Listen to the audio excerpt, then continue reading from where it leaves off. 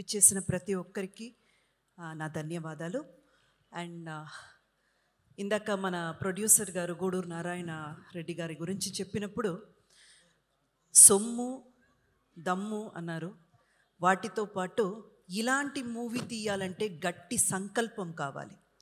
ఎందుకంటే ఏంటి, ఏ ఒక్క విషయమైనా మనం ప్రారంభించినప్పుడు చాలా ఎనర్జెటిక్గా ఎంతూసియాసంతో ప్రారంభిస్తాం. కానీ వెళ్ళే కొద్దీ అంటే అది తీసుకునేటువంటి కాలక్రయం కానివ్వండి, లేకపోతే ఇంకా కొన్ని అడ్డంకులు పడతాయి. అండ్ ముఖ్యంగా డబ్బుల విషయానికి వచ్చినప్పుడు ఫినాన్షియల్గా చాలా మనం అనుకున్నది ఒక్కటైతే జరిగేది ఎక్కడికో వెళ్ళిపోతాయి. ఈ మూవీ కూడా అదే అయింది. 16 కోట్లు ఏదో అనుకున్నారు సార్, ఇప్పటికీ 51 కోట్లు వచ్చి నిలబడింది. అది ఎలా భరించారో తెలియదు, కానీ ఆ గట్టి సంకల్పం అయితే మాత్రం అంటే ఈ మూవీని తీసుకురావాలి, మరుగుపడిన చరిత్రని బయటకి తీసుకురావాలి, అన్టోల్డ్ అండ్ ఆ ట్రూ స్టోరీని అందరు ముందు పెట్టాలి అన్న సంకల్పం మాత్రం ఎక్కడ నీరు కారిపోకుండా sir, hats off to you. ముందుగా గూడూరు నారాయణ రెడ్డి గారికి చాలా చాలా గట్టిగా మనం అందరం కూడా చప్పట్లతో ఒక్కసారి హ్యాట్స్ ఆఫ్ చెప్పుకోవాలి. అండ్ అలాగేనండి యాటా సత్యనారాయణ గారు, మా డైరెక్టర్ గారు గురించి ఆయన విద్వాంసం కానివ్వండి, విద్య కానివ్వండి, ఆయనకున్నటువంటి కెపాసిటీ కానివ్వండి, ఆయనతో పనిచేసిన లేదా ఆయన గురించి తెలిసిన అందరికీ తెలిసిన విషయమే.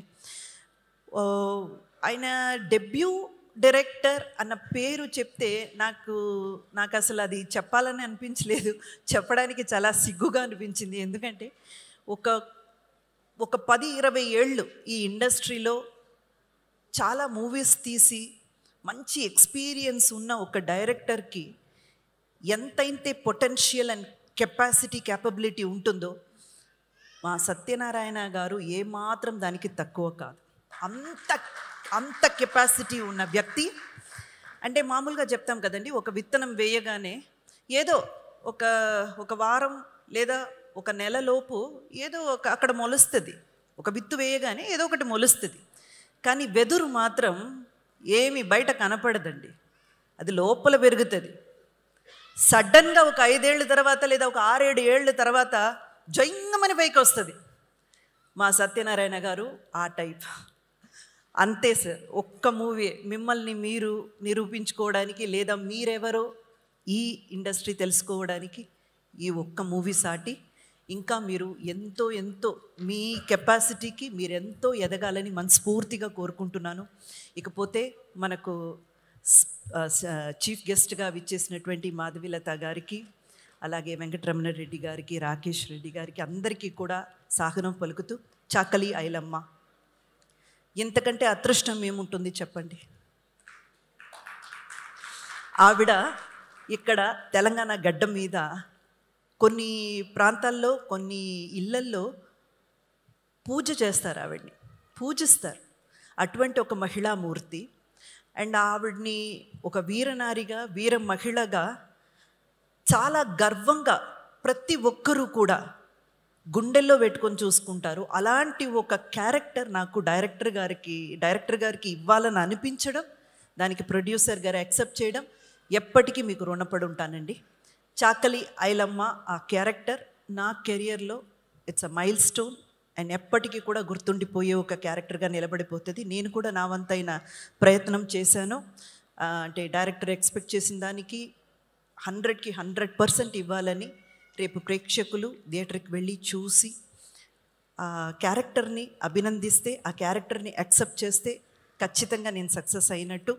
అంతేకాదు, ఈ పర్టికులర్ క్యారెక్టర్ చేయడానికి కొన్ని హోంవర్క్స్ అయితే చేశాను. ఆ తర్వాత గెటప్స్ అవి ఇవి అన్నీ కూడా చేశాము. కానీ అంతకన్నా మించి ఒక విషయం ఏంటంటే, ఈ క్యారెక్టర్ చేసిన తర్వాత నాలో కూడా ఎక్కడో తెలియని ఒక చిన్న విషయం, చిన్న చేంజెస్ అయితే జరిగాయి. సాధారణంగా మనం ఏవైనా ఎక్కడైనా తప్పు చూస్తే లేదా ఎవరో ఏదో తప్పు చేస్తుంటే చెప్దామా వద్దా, ఎందుకులే అనవసరంగా గొడవలు అవుతాయేమో, మనం చెప్పి ఎందుకు చెడ్డ పేరు తెచ్చుకోవడం, వద్దులే అని మనలో మనమే ఆలోచించుకుంటాం ఎక్కువగా. కానీ ఈ క్యారెక్టర్ చేసిన తర్వాత నాలో ఒక చిన్న మార్పు ఏంటంటే, తప్పు అని అనిపించింది కదా, చేసేవాడే ధైర్యంగా చేస్తున్నాడు, అడిగేదానికి నీకెందుకు సిగ్గు, అడిగే అనంత ధైర్యం నాలో వచ్చింది. మేబీ ఈ క్యారెక్టర్ వల్ల అయ్యి ఉండొచ్చు ఆ ప్రభావం. సో ఇంతకంటే మూవీ గురించి చాలామంది మాట్లాడారు. మార్చ్ 15న రిలీజ్ అవుతుంది. మీరందరూ తప్పకుండా చూడాలి. అండ్ మళ్ళీ ఒక్కసారి ప్రతి ఇంటర్వ్యూలో నేను చెప్పిన విషయమే మళ్ళీ ఒక్కసారి మీ అందరికీ గుర్తు చేయాలని అనుకుంటున్నాను. ఇది యాంటీ ముస్లిం మూవీ కాదండి. ముందు అది అందరూ తెలుసుకోవాలి. ఇది యాంటీ ముస్లిం మూవీ కాదు, ఇస్లాత్కి ఆపోజిట్ అయిన మూవీ అస్సలు కానే కాదు. ఎందుకంటే మా డైరెక్టర్ గారు కూడా చాలా నిజాయితీపరుడండి. ఆయన అసలు మూవీ తీసినప్పుడు ఎక్కడ కూడా ఆ నిజాన్ని దాచలేదు. ప్రతి ఇంటర్వ్యూలో ఆయన కూడా చెప్పుకుంటూనే వచ్చారు. 7 నవాబులు మన తెలంగాణ గడ్డ చూసుంటట్టయితే 6th నవాబు మెహబూబ్ అలీ ఖాన్ గారు ఆ ప్రాంతీయ జనాలకి, అంటే మన తెలంగాణ జనాలకి దేవుడి లెక్క. ఆ విషయం కూడా ఆయన చెప్పారు. ఆ తర్వాత వచ్చిన మీర్ ఉస్మాన్ అలీ ఖాన్ ఆయన వచ్చినప్పుడే అన్నీ మారిపోయాయి. ఆ విషయాలన్నీ మీరు మూవీలో చూస్తారు. సో నిజాలు ఏంటి, అప్పట్లో ఏం జరిగింది, హిస్టరీ రజాకర్లు పీరియడ్లో ఏం జరిగింది అన్నది చూపించే ప్రయత్నమే తప్ప ఇది ఏ మతానికి వ్యతిరేకంగానో లేదు ఎవరికి వ్యతిరేకంగానో ఎవరిని కించపరచాలనో బాధ పెట్టాలనో తీసిన మూవీ అయితే కాదు. సో తప్పకుండా అందరూ కూడా వచ్చి మార్చ్ 15న రజాకర్ మూవీని థియేటర్లో చూడాలని వేడుకుంటున్నాను. Thank you so much.